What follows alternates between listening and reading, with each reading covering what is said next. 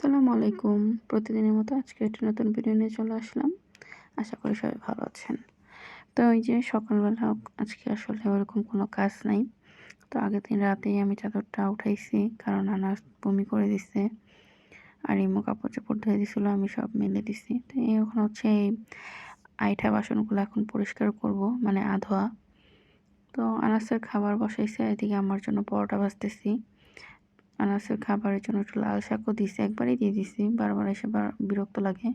তো এখানে যেহেতু আগের দিন রুটি অনেকগুলো বানানো ছিল, তাই আমি হচ্ছে এগুলো দিয়ে এখন নাস্তা করব। আর যেহেতু ও বাসায় নাই, তো আমি একা একাই নাস্তা করবো। এই যে আজকে প্রতিদিনের মতো আমার থেকে একটু দিই।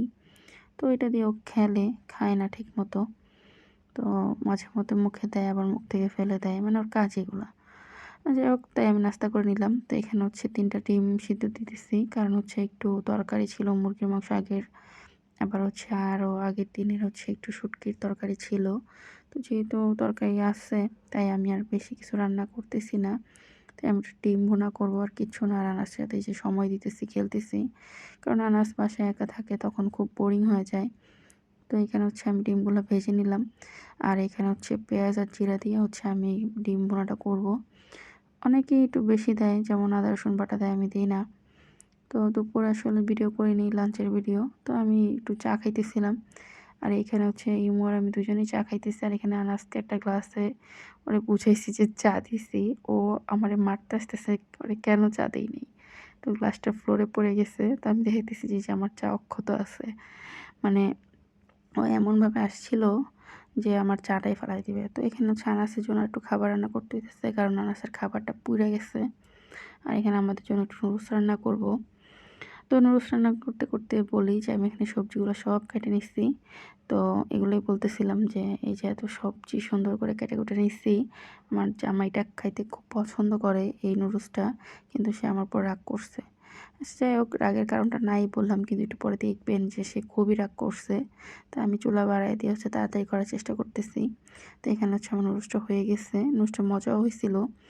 তো এই যে নুডলসটা প্রায় হয়ে গেছে, আর কোনো কিছুই করি নাই, সসও দিইনি আজকে অত। তো এখন হচ্ছে বাইরে টাইরে জামাইয়ের জন্য নিয়ে যাব, দেখি কি করে। তো এই যে নিজের কাছে নিয়ে বসছে, আর এই যে বলতেছে আসো খাওয়াই দিই, যে মুখ খাইতেছে, সে খাবে না। আর আনাস এখানে বসে বসে দেখতেছে। আনাসকে হচ্ছে রেডি করে দিচ্ছে, ওর বাবার সাথে বাহিরে যাবে। তো এই যে ওরে বলতেছে আসো তোমার খাওয়াই দিই, ও খাবেই না, এই যে না। তো পরে হচ্ছে খাইছে, কিন্তু সে মানে ও প্রথমে অনেক অভিনয় করতেছিল যে খাবে না। পরে আমি বলছি তুমি না খাইলে নাই, সমস্যা নেই, আমারটা আমি খাইতেছি। পরে হচ্ছে বান্দা খাইছে। আচ্ছা যাই হোক, তারপর হচ্ছে আমরা পুঁই শাক আনতে বলছিলাম, তো পুঁই শাক নিয়ে আসছিল, এটা পরে কাটবো। এই যে আনাস আসছে দেখতে যে আমি কি করি। ও হচ্ছে সবসময় আমি কোনো কিছু করলে ওইখানে এসে বসে থাকে। তারপর হচ্ছে পুঁই শাক টুশাক বাছা শেষ। তো আমি হচ্ছে এখানে আনাজকে নিমকি দিতেছি। নিমকিগুলো আনাসের নানু বাড়ি থেকে দিচ্ছে। তো এগুলো হচ্ছে আনাস বসে বসে খাইতেছে। তো আনাস কিছুটা খাবে, আর আমি কিছুটা খাবো, বাকিটা রেখে দিব। তো ডিম ভুনা করছি, আসলে দুপুরে তরকারিগুলো খাওয়া শেষ, ডিম ভুনা রয়ে গেছিলো। তো একটু শুটকি ভর্তা করতেছি আমার জন্য।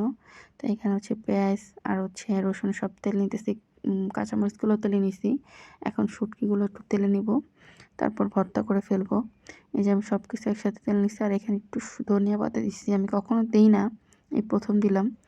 তো আজ যে ডিনার করতে বসছি, সরি কি বলি, ডিনার করতে বসছি। তো এই যে আমার শুটকি ভর্তা, আর এই যে আগের দিনের সেই ডিম ভুনা। আর ইমুর জন্য একটু শুটকির তরকারি ছিল, তাই ইমু আর শুটকি ভর্তা খাই নাই, এই শুটকির তরকারি দিয়ে ইমু খাবে। তো আমি খাইতে খাইতে একটা মুভি দেখতেছি, মুভিটা আমার কাছে খুবই ভালো লাগছে। আচ্ছা যাই হোক, সবাই ভালো থাকবেন, সুস্থ থাকবেন, আর আমার পেজে একটা ফলো দিয়ে দিবেন। আর আমাদের জন্য সবাই দোয়া করবেন। সুস্থ থাকবেন। আল্লাহ হাফেজ।